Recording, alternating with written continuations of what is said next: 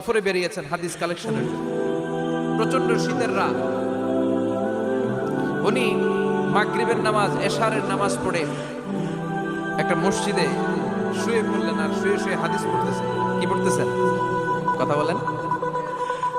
আর মনে মনে ভাবলেন রাতটা মসজিদে কাটায় নেই, ফজরের নামাজ পড়ে আবার বেরো। কিন্তু দারোয়ান এসে বলে মসজিদে থাকতে পারবেন না, ওঠেন। দারোয়ান আছে না, কথা কন।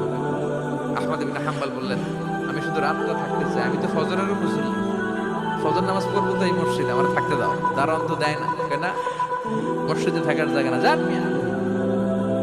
উনি যে আহমদ ইবনে হাম্বল এটা চিনে নাই, থাকতে দেয়। কি করবে এখন? উনি কাঁথা গুছিয়ে হাদিসের কিতাব নিয়ে কাঁধের মধ্যে ব্যাগ নিয়ে মসজিদ থেকে বেরোয় গেলেন। কি আর প্রচন্ড শীত আর কাঁপতেছেন পুরো মানুষ। পথিমধ্যে দেখলেন বাজার, বাজার একজন খাব্বাস, শাবকুন খাব্বাস, যুবক রুটি বিক্রেতা। সে রুটি বিক্রি করে, চুলার মধ্যে রুটি সেকে। সে যে সালাম দিল, আসসালামু আলাইকুম। যুবক বলে ওয়ালাইকুম আসসালাম। আহমদ ইবনে হাম্বল বলে, যুবক আমার যাওয়ার জায়গা নেই, সফরে বেরিয়েছি, খুব শীতে কষ্ট পাচ্ছি, রাতে যদি তোমার এই চুলা থেকে একটু আগুন পোহাই কোনো সমস্যা? যুবক বলে, না না সমস্যা না, হালান সাহালান, ওর সামনে আসেন আসেন, আপনি আগুন পোহাইলে আমার সমস্যা কি? সুবহানাল্লাহ পড়েন। আল্লাহ শুকরিয়া করে উনি বসলেন আর আগুন পোহাচ্ছেন। আর খেয়াল করলেন যুবক রুটি বানায় আর পরে আস্তাগফিরুল্লাহ, রুটির দলা বানায় পরে আস্তাগফিরুল্লাহ, খামির বানায় আর পরে আস্তাগফিরুল্লাহ, রুটি নিয়ে উনুনের ভিতরে চুলার ভিতরে সেকা দেয় আর পরে আস্তাগফিরুল্লাহ, দোকানদারের কাছে কেউ আসলেই সে রুটি দেয় আর পরে আস্তাগফিরুল্লাহ, ক্রেতার কাছ থেকে টাকা নিয়ে ক্যাশ বক্সে রাখে আর কি পড়ে, আবার রুটি বানানো শুরু করে আর কি পড়ে, খালি এটাই পড়তেছে। ইমাম আহমদ ইবনে হাম্বল তো অবাক, কিরে এটা আবার কেমন যুবক, খালি আস্তাগফিরুল্লাহ। উনি প্রশ্ন করলেন, যুবক ঘটনা কি?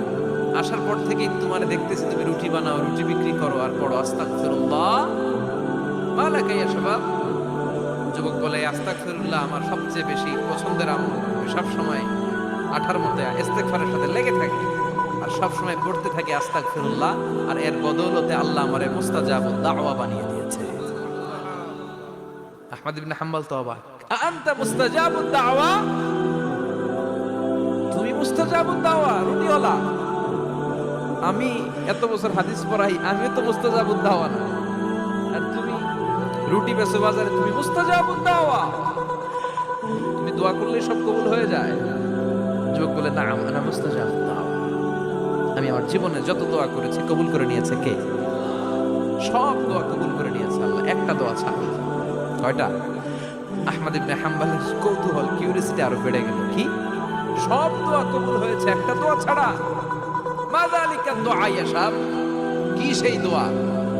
যুবক এবার বলতে শুরু করলো, আমার জীবনে যে দোয়াটা আল্লাহ কবুল করে নাই সেটা হচ্ছে আমি আল্লাহর কাছে অনেক চেয়েছি, অনেক দোয়া করেছি যে আল্লাহ, শুনেছি এই জামানার সবচেয়ে বড় মুহাদ্দিস, তার নাম নাকি ইমাম আহমদ ইবনে হাম্বল।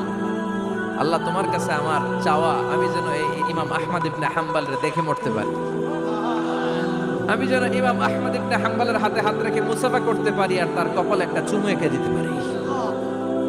আহমদ ইবনে হাম্বল আবেগপ্রবণ হয়ে গেলেন, চোখের পানি ছেড়ে দিলেন, বললেন, যুবক তোমার এই দোয়াটাও কবুল হয়ে গিয়েছে। আহমদ ইবনে হাম্বলের দেখা সাক্ষাৎ পাওয়ার জন্য আহমদ ইবনে হাম্বলের বাড়িতে তোমার যাওয়ার দরকার নাই, আহমদ ইবনে হাম্বল তোমার দরবারে ছুটে এসেছে। আনা আহমদ ইবনে হাম্বল মুহাদ্দিসুদ দাহর, আমি নিজেই আহমদ ইবনে হাম্বল। যুবক চোখের পানি ছেড়ে দেয়, আহমদ ইবনে হাম্বল চোখের পানি ছেড়ে দেয়। যুবক চিৎকার মেরে ইমাম আহমদ ইবনে হাম্বলকে জড়িয়ে ধরে, হাতে হাত রেখে মুসাফা করে, কপালের মধ্যে চুমু খায় আর আল্লাহর শুকরিয়া করে বলে, ও ইমাম, আসলে এই দোয়াটাও আল্লাহ আজকে কবুল করে নিল। বিশ্বাস হয়? সবসময় ইস্তেগফার করলে আপনার দোয়াগুলোর এইভাবে কবুল করে নিবে কে? এই পাঁচটা জিনিস পাবেন সবসময় যদি ইস্তেগফারের সাথে লেগে থাকেন। রাজি আছেন তো? এজন্য বিশ্বনবী সব সময় নামাজে সালাম ফেরানোর পরে পড়তেন আস্তাগফিরুল্লাহ। কি পড়তেন?